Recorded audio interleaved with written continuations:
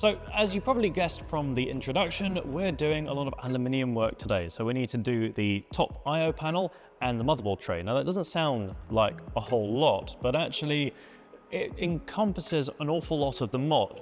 Basically, the I/O panel does all the cool stuff at the top and interfaces with the top of the motherboard tray. And the motherboard tray doesn't just hold the motherboard, it also has all the distro plates, and basically everything complicated fits onto that. So they're two integral parts of the mod. So the piece I've got in front of me here is for the I/O panel, and it is huge. So this goes basically across the whole top of the chassis.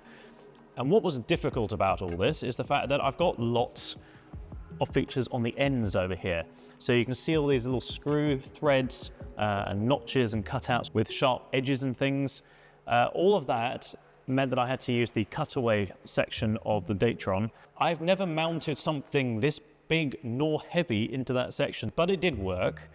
So obviously we've got the top, and then if we swing it around, we've got similar features on the bottom. Motherboard tray also has some similar bits and bobs, but they're a bit simpler. It's just a few threads on the top and the bottom, none of these extra features. But these are basically blank, so I'm obviously not leaving them just as massive 20mm thick slabs of aluminium. We're going to be removing most of the material on these plates. They're going to get a lot lighter and should look really exciting. So the finished ones are going to be glass blasted or aqua blasted more likely. We're not going to have time to do that before the mod gets sent off to Computex, so I'm going to be doing all the raw work with this for the time being, and then we're going to do like a dry fit. We need to get this onto the mill, and then we can start doing all of the main parts of the I/O panel.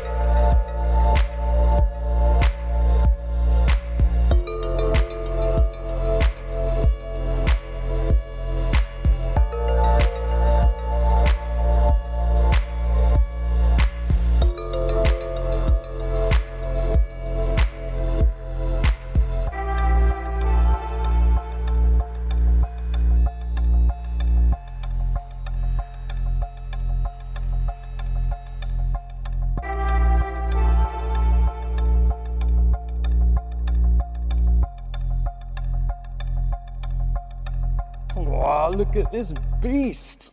It's huge. So this started life about just over 13 kilograms, and now it's gone down to a shade under 4. So that's an awful lot of material to be removed, which I've not really done before. I've not done a plate with this much material. Most of the stuff I work with is a lot thinner. So a big 20mm piece is something special. So the way this is all going to work is we're going to have 2 fans. They're going to go in this section over here. As you can see, they have no frames. So we're going to be modding those fans so that they fit in there nice and seamlessly. We've got the I/O here for the motherboard. Obviously, it's dependent on the particular motherboard I've got. But if I wanted to change it in the future, this is something that I can personally do, is I can actually cut this section out. I've left quite a bit of margin around the outside here. And I could easily insert a new plate that would fit a different motherboard. Same goes for the GPU. I've left some allowance there, just in case I wanted to swap them in the future.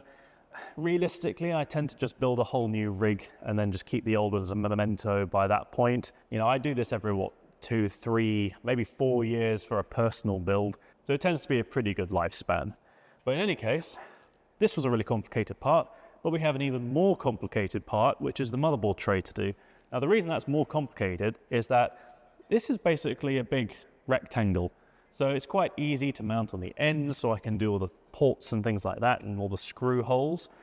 The motherboard tray is not a rectangle. It's almost more of like a kind of a W shape. And now that means it's going to be a lot harder to mount in the vertical cutaway section of the table. So we'll have to see how that goes.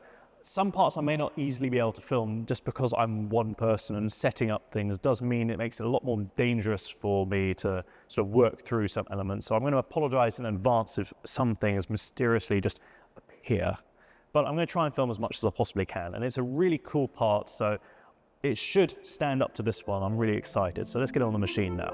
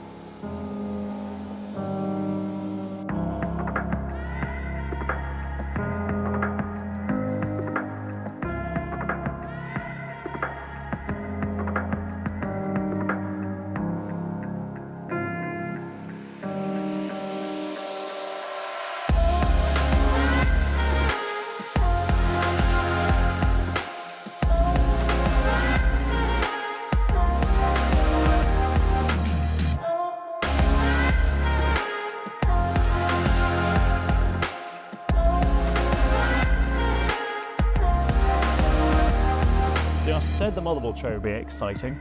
So if we have a closer look at it, all of these channels over here are going to be for the cables. And then on the other side, obviously we've got the mounting points for the motherboard itself. We've got some points over here which will then interface with the crystal distro from the last part. We have the cutout here, which is where the little connector distro will go.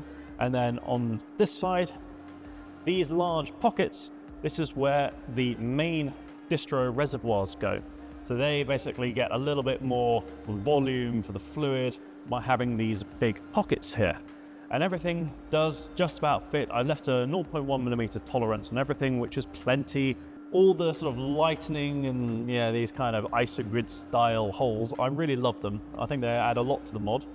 Now it's gonna be a bit of a shame having all these parts vapor blasted and then anodized. They do look really nice raw. The only problem is that eventually this will oxidize, and it does so in a very uneven manner. So in about a year's time, it will look pretty hideous, especially if you've touched it with your fingers at any point. Obviously you can see I'm wearing gloves, but in the meantime, anything could happen. All of that will leave residue and it will basically just not look very nice. So I don't really need to anodize it.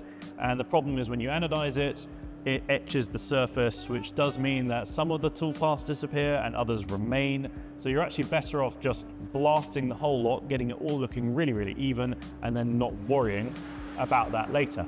Now, apologies if the audio is a little bit strange. Next door have their machines going, they're quite loud. So hopefully that's not coming over too much in the microphone. I'll see what I can do noise reduction wise. Now, we've also got some other parts that I did off camera. So this is a big one. I didn't think it would be that exciting to film it. I just needed to get it done because the deadline was fast approaching. This is the base panel. So this is going to go in the bottom of the chassis. And this is basically what all of this stuff connects to. So that goes in the very top. This goes in the bottom. Motherboard tray gets sandwiched in between. So that's a really important one. We also have the power supply mount.